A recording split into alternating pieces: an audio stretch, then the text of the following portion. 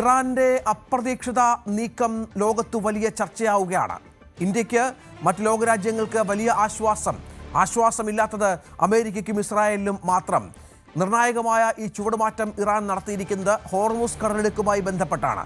അവർ പറയുന്നു ഹോർമുസ് കടലിടുക്കിൽ വിലക്ക് അമേരിക്കയ്ക്കും ഇസ്രായേലിനും മാത്രമാണ് എന്നുള്ളത്.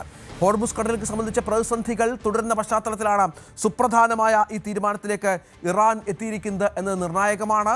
വിദേശകാര്യമന്ത്രി അബ്ബാസ് അരാഗ്ചി ഇക്കാര്യം പ്രഖ്യാപിക്കുന്നു.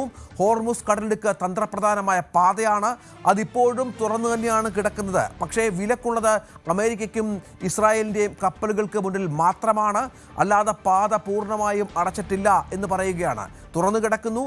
നമ്മുടെ ശത്രുക്കളുടെയും നമ്മളെ ആക്രമിക്കുന്ന അവരുടെ സഖ്യകക്ഷി രാജ്യങ്ങളുടെയും കപ്പലുകൾക്കും ടാങ്കറുകൾക്കും മുന്നിൽ മാത്രമാണ് ഹോർമുസ് അടയുക എന്ന് പറയുകയാണ് ഇറാൻ. എല്ലാ സ്വാതന്ത്ര്യവും മറ്റു രാജ്യങ്ങൾക്കുണ്ട് എന്നും അബ്ബാസ് അരാഗ്ചി പ്രധാനമായും പറയുന്ന പശ്ചാത്തലം കൂടിയുണ്ട്. നൂറുകണക്കിന് കപ്പലുകൾ ഈ പാതയിൽ കുടുങ്ങിക്കിടക്കുന്നതിനിടയിലാണ്. അത് ഇന്ത്യയിൽ നിന്നുൾപ്പെടെയുള്ള കപ്പലുകളുണ്ട്. ഇറാന്റെ വളരെ പ്രധാനമായ ഈ പ്രസ്താവന വരികയും മറ്റും ചെയ്യുന്നത് അത് അമേരിക്കയും ഇസ്രായേലിനെയും വെട്ടിലാക്കുമെന്ന കാര്യത്തിൽ യാതൊരു സംശയവുമില്ല. കാരണം ഇറാനെ ആക്രമിക്കുന്നവർക്ക് മാത്രമാണ് നിയന്ത്രണമെന്നും മറ്റ് ലോകരാജ്യങ്ങൾക്ക് നിയന്ത്രണമില്ല എന്നും പറയുമ്പോൾ ലോകത്തിന് മുന്നിൽ തങ്ങൾ കാരണം ഒരു പ്രതിസന്ധി മറ്റു രാജ്യങ്ങൾക്ക് ഉണ്ടായിട്ടില്ല എന്ന് വ്യക്തമാക്കാൻ കൂടി ഇറാൻ ഉദ്ദേശിക്കുന്നുണ്ട്. മറ്റൊരു കാര്യം കൂടി ഇറാൻ പറഞ്ഞു കേട്ടോ. റഷ്യയും ചൈനയും ഇറാന് സൈനിക പിന്തുണ നൽകുന്നുണ്ടെന്നും അവർ ഇറാന്റെ നയതന്ത്ര പങ്കാളികളാണെന്നുമായിരുന്നു അരാഗ്ചിയുടെ മറുപടി. വലിയ സഹകരണം ഇരു രാജ്യങ്ങളുമായി ഉണ്ട് എന്നും അത് തുടരുന്നുവെന്നും ഇറാൻ പറഞ്ഞു വെക്കുന്ന പശ്ചാത്തലമുണ്ട്. അജയ് സുധാ ബിജു ഏറ്റവും പുതിയ വിവരങ്ങളുമായി ചേരുകയാണ്. അജയ്, നിർണായകമായ പ്രസ്താവനയാണ് ഇറാന്റെ ഭാഗത്തുനിന്നുണ്ടാകുന്നത്, സംശയമില്ല. മറ്റ് ലോകരാജ്യങ്ങൾക്ക് ആശ്വാസമാണ്. ഒപ്പം തന്ത്രപ്രധാനമായ ചില നീക്കങ്ങളും ഇത് സംബന്ധിച്ച്, കാരണം ലോകരാജ്യങ്ങളൊട്ടാകെ ഇറാനെ കുറ്റപ്പെടുത്തുമല്ലോ അവരുടെ ഓയിൽ നീക്കവും മറ്റും നിലച്ചാൽ. പല ക്ഷാമങ്ങളും അനുഭവപ്പെടുന്ന പശ്ചാത്തലത്തിൽ ഇറാന്റെ നീക്കം നിർണായകമാണല്ലോ. തീർച്ചയായിട്ടും ഇപ്പോൾ ഏഷ്യൻ രാജ്യങ്ങളൊട്ടാകെ കടുത്ത പ്രതിസന്ധി തന്നെ ക്രൂഡ് ഓയിലിൻ്റെ കാര്യത്തിൽ നേരിടുന്നുണ്ട്. പല രാജ്യങ്ങളും പല നിയന്ത്രണങ്ങളും ഇപ്പോൾ ഏർപ്പെടുത്തി വരുന്നുണ്ട്. അതിൽ ഇപ്പോൾ നമ്മൾ മുൻപ് തന്നെ അതിനെപ്പറ്റി സൂചിപ്പിച്ചിരുന്നു. പാകിസ്ഥാൻ, ഫിലിപ്പീൻസ്, അതുപോലെ ഉത്തര കൊറിയ, തായ്ലൻഡ് അടക്കം നിരവധി രാജ്യങ്ങളിൽ നിയന്ത്രണം വന്നു കഴിഞ്ഞു. അതുപോലെ ശ്രീലങ്കയും ബംഗ്ലാദേശും കടുത്ത പ്രതിസന്ധിയിലാണെന്നുള്ള വാർത്തകളെല്ലാം വന്നിരുന്നു. ഇന്ത്യയിൽ നോക്കുകയാണെങ്കിൽ LPGയുടെ വലിയ പ്രതിസന്ധിയുണ്ട്. അപ്പോൾ ഇതിനെല്ലാം ഉത്തരവാദികൾ അമേരിക്കയും ഇസ്രായേലുമാണ്, തങ്ങളല്ല എന്ന് തന്നെയാണ് ഇറാന്റെ പുതിയ ഒരു നറേറ്റീവ് എന്ന് പറയുന്നത്. അവരുടെ വിദേശകാര്യമന്ത്രിയായിട്ടുള്ള അബ്ബാസ് അരാഗ്ചിയാണ് ഇപ്പോൾ നിലവിൽ ഇക്കാര്യം വ്യക്തമാക്കിയിട്ടുള്ളത്. അതായത് ഹോർമുസ് കടലിടുക്ക് തുറന്നു തന്നെ കിടക്കുകയാണ്. ഇത് തെറ്റായ പ്രചരണം നടത്തുന്നത് അമേരിക്കയും ഇസ്രായേലുമാണ്. മറ്റ് രാജ്യങ്ങളെ തങ്ങൾക്കെതിരെ തിരിക്കുകയാണ് ഇതുവഴി അവർ ലക്ഷ്യമിടുന്നത്. ഹോർമുസ് കടലിടുക്ക് ലോകരാജ്യങ്ങൾക്ക് മുന്നിൽ തങ്ങൾ അടച്ചിട്ടില്ല. അത് ആകെ അടഞ്ഞു കിടക്കുന്നത് അമേരിക്കയ്ക്കും ഇസ്രായേലിന് മുന്നിലും അതുപോലെ അവരുടെ സഖ്യകക്ഷികൾക്ക് മുന്നിലും മാത്രമാണ്. ഇവരുടെ കപ്പലുകളെ ഒരിക്കലും മേഖലയിലൂടെ യാത്ര ചെയ്യാൻ തങ്ങൾ അനുവദിക്കില്ല. എന്നാൽ മറ്റ് ലോകരാജ്യങ്ങൾക്ക് മേഖലയിലൂടെ സ്വതന്ത്രമായി പഴയതുപോലെ തന്നെ യാത്ര ചെയ്യാമെന്നാണ് അബ്ബാസ് അരാഗ്ചി നിലവിൽ ഒരു വിദേശ മാധ്യമത്തിന് നൽകിയിട്ടുള്ള അഭിമുഖത്തിൽ വ്യക്തമാക്കിയിട്ടുള്ള ഒരു കാര്യമെന്ന് പറയുന്നത്. ഇതിനിടെയാണ് ട്രംപിൻ്റെ കഴിഞ്ഞ ദിവസത്തെ ഒരു പോസ്റ്റ് കൂടി ഇതിൽ ശ്രദ്ധേയമായിട്ട് വരുന്നത്.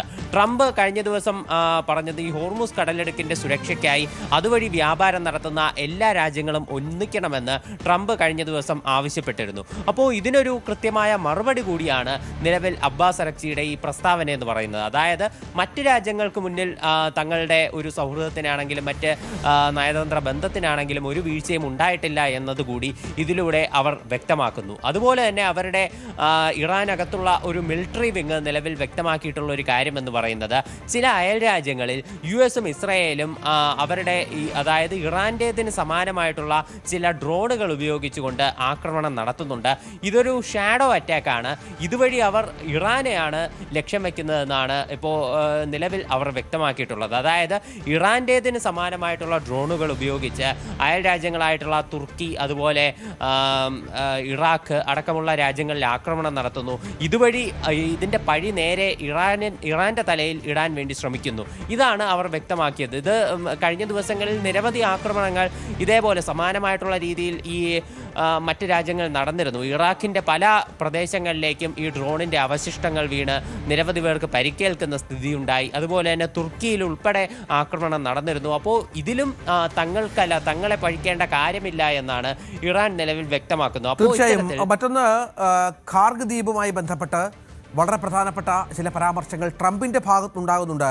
അജയ്, അതിൽ ട്രംപ് പറയുന്നത് ഇറാന്റെ പ്രധാന എണ്ണ കയറ്റുമതി ടെർമിനലായ കാർഗ് ദ്വീപിലെ സൈനിക സംവിധാനങ്ങൾ അത് പൂർണ്ണമായും ഇല്ലാതാക്കിയിരിക്കുകയാണ് എന്നാണ് ട്രംപ് പറയുന്നത്.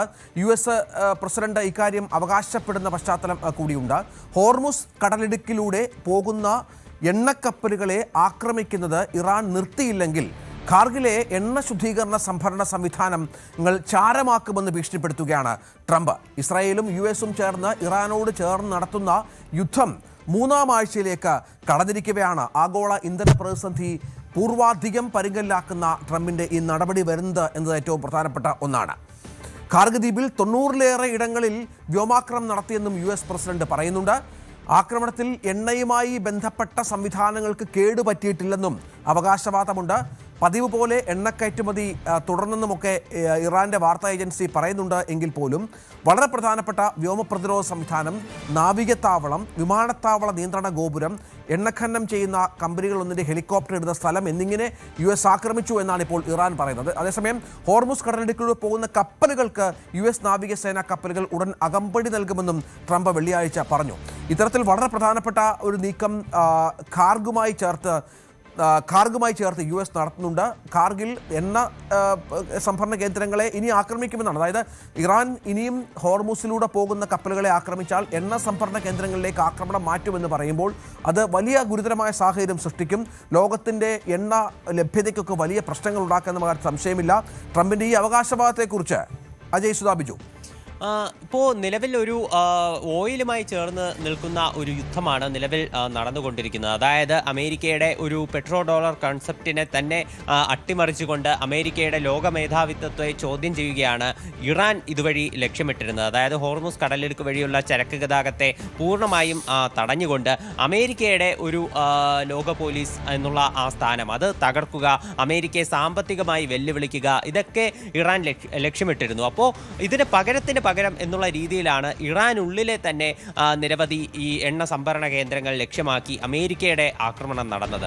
ഇതിന് നേരത്തെ തന്നെ സമാനമായിട്ടുള്ള രീതിയിലുള്ള ശ്രമങ്ങൾ നടന്നിരുന്നു. എന്നാൽ ഈ കാർഗ് ദ്വീപിൽ ഉണ്ടായിട്ടുള്ള ഈ ആക്രമണം അത് തീർച്ചയായിട്ടും ഇറാൻ അത് മുൻപത്തേനേക്കാളുമൊക്കെ കുറച്ചുകൂടി സീരിയസ് ആയിട്ടാണ് അവർ ഇത് എടുത്തിട്ടുള്ളതെന്ന് നമുക്ക് കാണാൻ സാധിക്കും. അത് നമുക്ക് സാധൂകരിക്കുന്ന ചില കമൻസ് ആണ് അവരുടെ വിദേശകാര്യ മന്ത്രിയായിട്ടുള്ള അബ്ബാസ് അരക്ചിയുടെ ഭാഗത്തു നിന്നും അവരുടെ ഇപ്പോൾ ആർമി വിഭാഗമായിട്ടുള്ള IRGCയുടെ ഭാഗത്തു നിന്നെല്ലാം പുറത്തു വന്നിരുന്നത്. അതായത് ഇപ്പോൾ നിലവിൽ ഈ ആക്രമണം ഉണ്ടായതിന് തൊട്ട് പിന്നാലെ തന്നെ IRGC പുറപ്പെടുവിച്ച ഒരു ഉത്തരവെന്ന് പറയുന്നത് മറ്റ് ഗൾഫ് നാടുകളിലുള്ള ഈ എണ്ണ സംഭരണ കേന്ദ്രങ്ങൾക്ക് സമീപം താമസിക്കുന്ന സാധാരണക്കാർ അവർ ഉടൻ തന്നെ മേഖലകളിൽ നിന്ന് ഒഴിഞ്ഞു പോകണം എന്നൊരു നിർദ്ദേശം IRGCയുടെ ഭാഗത്തു നിന്നുണ്ടാകുന്നുണ്ട്. അതുപോലെ തന്നെ അബ്ബാസ് അരക്ചി മറ്റൊരു നിർദ്ദേശം നൽകുന്നു. മേഖലയിലുള്ള US-ന്റെ ബിസിനസ് സ്ഥാപനങ്ങൾ, US-മായി ചേർന്ന് നിൽക്കുന്ന ബിസിനസ് സ്ഥാപനങ്ങൾ അവ ഉടൻ തന്നെ പ്രവർത്തനം അവസാനിപ്പിക്കണം, അല്ലെങ്കിൽ അതിനു നേരെ ആക്രമണം ഉണ്ടാകും. ഇവിടങ്ങളിൽ താമസിക്കുന്ന ജനങ്ങൾ കൂടി ജാഗ്രത പാലിക്കണമെന്ന് അബ്ബാസ് അരക്ചി വ്യക്തമാക്കുന്നു. അതുപോലെ US-ന്റെ ബാങ്കുകളും പ്രവർത്തനം അവസാനിപ്പിക്കണമെന്ന് ഇറാന്റെ ഭാഗത്തു നിന്നൊരു നിർദ്ദേശം ഇപ്പോൾ തന്നെ നിലവിലുണ്ടായിട്ടുണ്ട്. അപ്പോൾ ഇത്തരത്തിൽ സാമ്പത്തികമായി രണ്ട് രാജ്യങ്ങളെയും പരസ്പരം ഇരു രാജ്യങ്ങളിലുമുള്ള കേന്ദ്രങ്ങളിലേക്ക് ആക്രമണം നടത്തുക, അതാണ് നിലവിൽ നടന്നുകൊണ്ടിരിക്കുന്നത്. ഇപ്പോൾ അറബ് നാടുകളിലേക്ക് നോക്കുകയാണെങ്കിൽ അവിടെ US-ന്റെ സൈനിക താവളങ്ങൾ മാത്രമല്ല പ്രധാനമായിട്ടുമുള്ളത്. അപ്പോൾ US-മായി ചേർന്ന് പ്രവർത്തിക്കുന്ന, US-മായി ചേർന്ന് വ്യാപാരം നടത്തുന്ന നിരവധി എണ്ണ സംഭരണശാലകളുണ്ട്. അതുപോലെ തന്നെ അവരുടെ നിരവധി ബിസിനസ് കേന്ദ്രങ്ങളുണ്ട്.